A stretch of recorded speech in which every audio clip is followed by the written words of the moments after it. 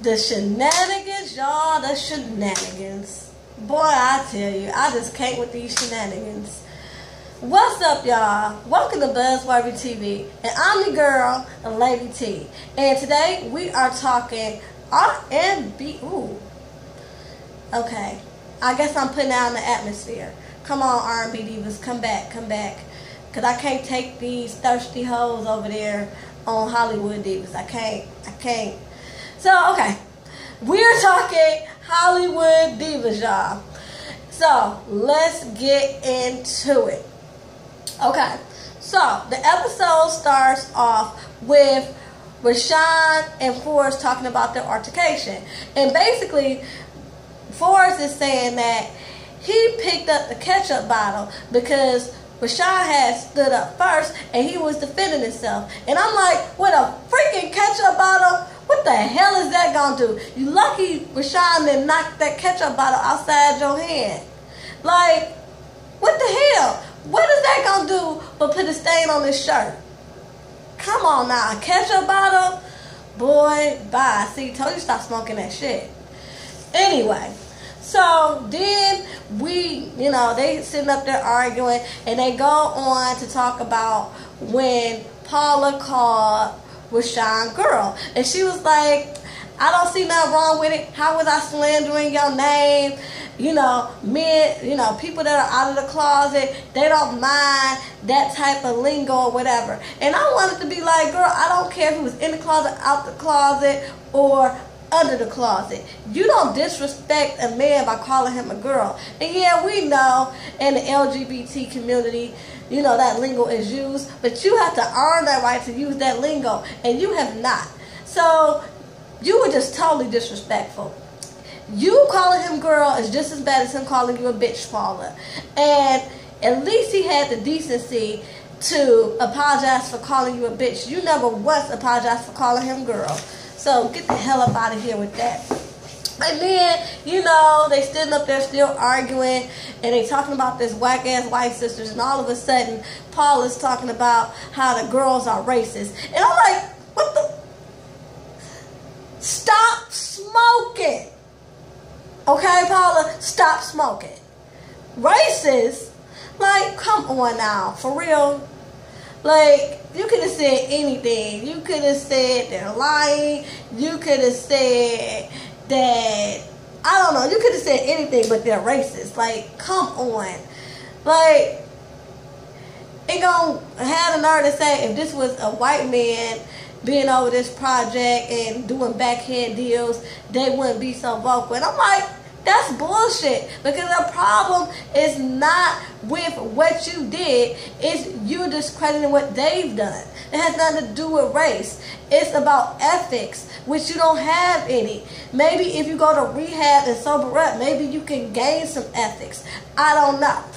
But anyway, after that, Lisa goes off on Paula because basically Lisa's tired of this. She's tired of all this back and forth. She's tired of all this backpedaling. She's tired of Paula trying to play victim and blaming everybody and then saying everybody's lied on her. And Lisa, outside of Elise, has been one of the people that's really been like Team Paula. And she's just sick of it. She's like, I loved you.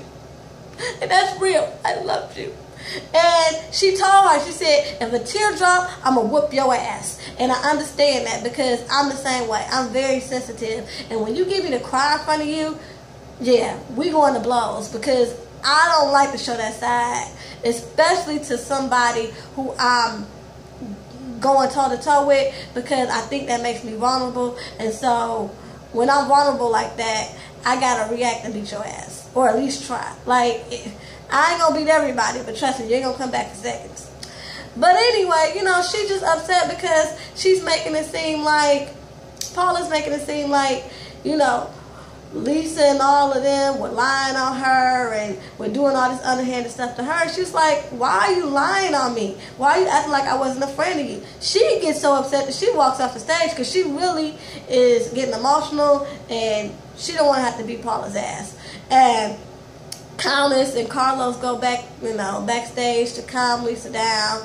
And, you know, she calms down because she's like, look, that's some bullshit, and I'm just not here for it. But like I said, she calms down and comes back on the stage. And then Elise done finally, you know, she done nodded off, but she done woke back up, and she said, Lisa, remember when I told you that all this began with them two?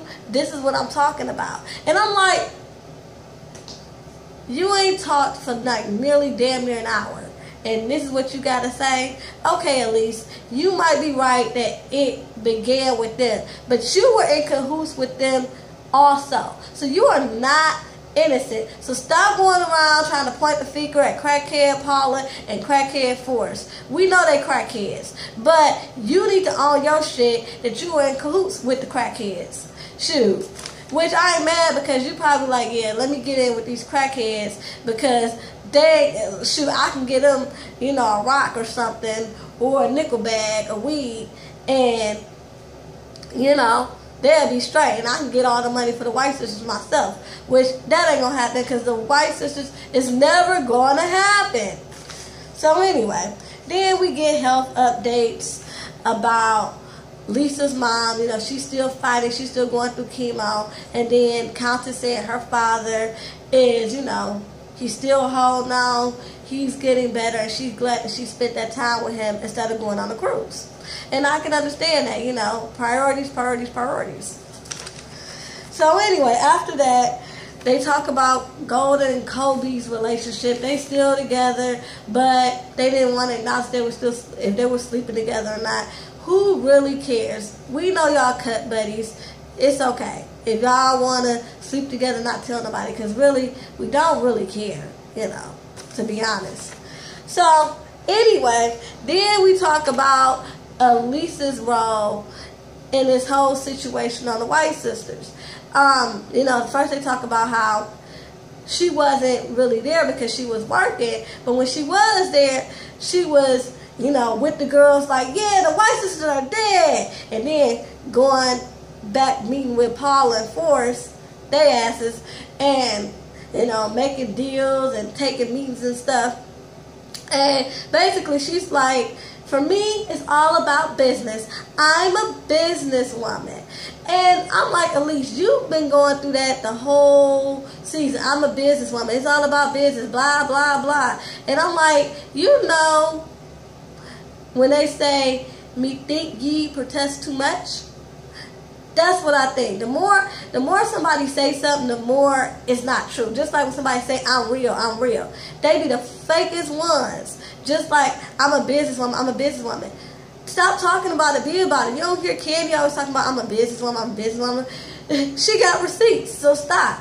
So anyway, basically she was like, I'm a businesswoman. It was all about the business for me and all this other stuff. And that she wasn't trying to really X them out, the White Sisters, because she wanted all of them to win. And she was like, because if I didn't, I could have produced my own projects. And I'm like, when and where? What are these projects that you speak of, Elise, that you could put on and pitch? I don't know, never seen a one. Can I get one project? Since you keep saying you got all these projects and you this businesswoman, I ain't seen nothing from you.